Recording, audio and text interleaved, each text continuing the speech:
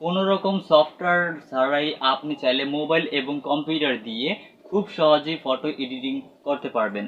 তো কিভাবে সফটওয়্যার ছাড়া মোবাইল এবং কম্পিউটার দিয়ে ফটো এডিটিং করতে হয়, A to Z সম্পূর্ণ প্রসেসগুলোই আজকের এই ভিডিওর মাধ্যমে আমি আপনাদের সাথে শেয়ার করব।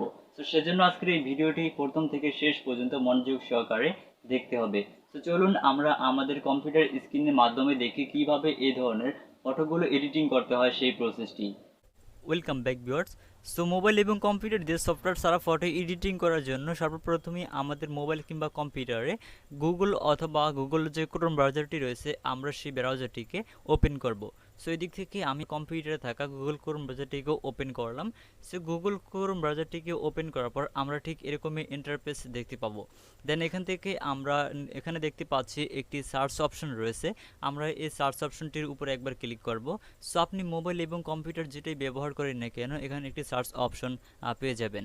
দেন সার্চ বারটি এতে আপনারা লিখবেন SLA। সো এখান থেকে আমি SLA ZZERS লিখে সার্চ করলাম। আপনারাও SLA ZZERS লিখে জাস্ট সার্চ করবেন। সো সার্চ করার পর আপনাদের সামনে এরকম একটি ইন্টারপেজ ওপেন হবে। দেন এখান থেকে আপনারা সর্বপ্রথমই দেখতে পাবেন একটি ওয়েবসাইট রয়েছে। আপনারা এই ওয়েবসাইটের উপরে একটা ক্লিক করবেন। অলরাইট, এই ওয়েবসাইটের উপরে ক্লিক করার পর আপনাদের সামনে এই ওয়েবসাইটটি ওপেন হবে। সো ওয়েবসাইটটি ওপেন হওয়ার পর আপনারা ঠিক এরকমই ইন্টারফেস দেখতে পাবেন।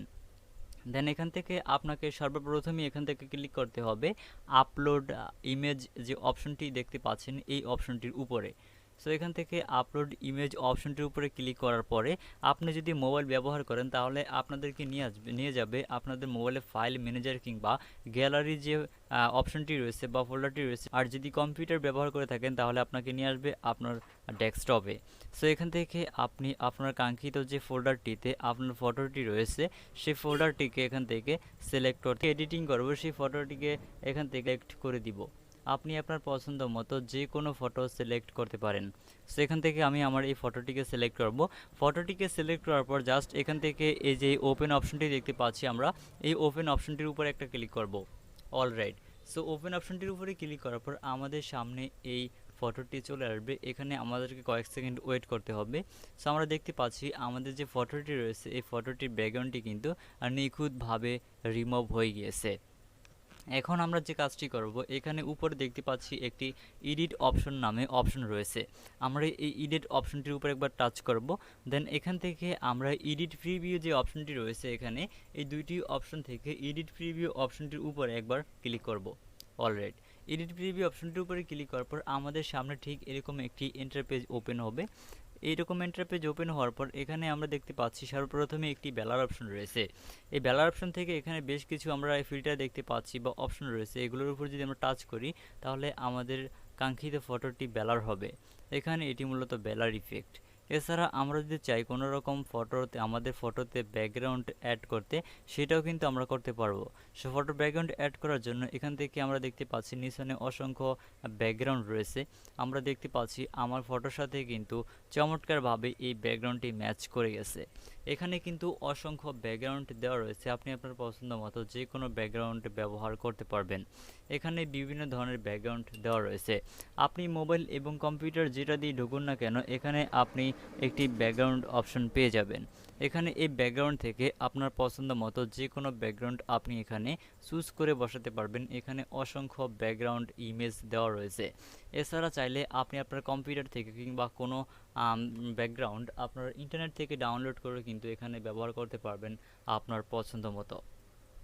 সো ব্যাকগ্রাউন্ড বসানো কমপ্লিট হয়ে গেলে এখান থেকে আপনারা আচ্ছা, এছাড়া আপনারা পেয়ে যাবেন এখানে একটি সিলেক্ট কালার। এই সিলেক্ট কালার থেকে কিন্তু আপনারা চাইলে আপনাদের ফটোটিতে কালার অ্যাড করতে পারবেন। এখানে বিভিন্ন ধরনের কালার রয়েছে, এই কালারগুলো আপনারা এখানে পেয়ে যাবেন। সেখান থেকে আমরা কোনো কালার ব্যবহার করব না, জাস্ট ফটোর ব্যাকগ্রাউন্ড হিসেবে আমরা আমাদের যে ব্যাকগ্রাউন্ডগুলো রয়েছে ন্যাচারাল ব্যাকগ্রাউন্ড এগুলোকে ব্যবহার করব। সো আমি এখান থেকে একটি ন্যাচারাল ব্যাকগ্রাউন্ড অ্যাড করে নিলাম। তারপর এখান থেকে আমরা এই ফটোটিকে সেভ বা ডাউনলোড করব, সেজন্য আমরা এখানে দেখতে পাবো এখানে একটি ডাউনলোড অপশন রয়েছে। আমরা এই ডাউনলোড অপশনটির উপর একবার টাচ করব। এই ডাউনলোড অপশনটির উপরে টাচ করার পর আমরা এখানে কয়েক সেকেন্ড সময় লাগবে, তারপর অটোমেটিকলি আমাদের এই ফটোটি ডাউনলোড হয়ে যাবে। ওকে, আমরা এখানে কয়েক সেকেন্ড ওয়েট করব। করা কমপ্লিট। এখন আমরা আমাদের ফটোটি যে জায়গায় সেভ হয়েছে আমরা দেখতে পাবো। ফটোটি সেভ হয়েছে না আপনি যদি মোবাইল দিয়ে দেখতে চান তাহলে আপনাকে গ্যালারিতে যেতে হবে।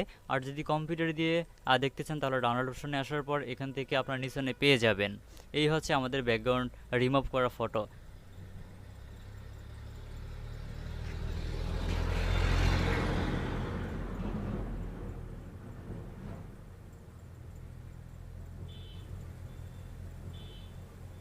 তো আপনারা দেখতে পেলেন আমরা খুব সহজেই কিন্তু কোনো রকম সফটওয়্যার ছাড়া ফটো এডিটিং করেছি।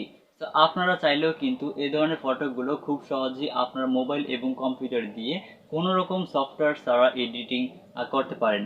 সো ভিডিওটি ভালো লাগলে অবশ্যই ভিডিওতে লাইক দিতে একদম ভুলবেন না। আর যদি ভিডিওটি বুঝতে কোথাও কোনো সমস্যা হয় তাহলে আমাদেরকে কমেন্ট করে জানাতে পারেন। এছাড়া আপনি যদি আমাদের কাছ থেকে টেকনোলজি রিলেটেড কোনো বিষয় বা অন্যান্য বিষয়ে হেল্প পেতে চান তাহলে সরাসরি আমাদের ফেসবুক পেজ এবং ফেসবুক গ্রুপ রয়েছে। আপনি চাইলে আমাদের ফেসবুক পেজ এবং ফেসবুক গ্রুপে জয়েন হয়ে আমাদের সাথে কন্ট্যাক্ট করে আপনার যে কোনো সমস্যার সমাধান পেতে পারেন। সো এছাড়া এরকম সকল ধরনের হেল্পফুল ভিডিওগুলো সবার আগে পাওয়ার জন্য আমাদের এই চ্যানেলটি সাবস্ক্রাইব করে পাশে আসা বেল বাটনটি অন করে রাখুন। তাহলে সবার আগে নতুন ভিডিও নোটিফিকেশন আপনার কাছে চলে যাবে। তো দেখা হচ্ছে খুব শীঘ্রই নতুন কোনো ভিডিও নিয়ে। সে পর্যন্ত সকলেই সুস্থ থাকুন। আল্লাহ হাফেজ।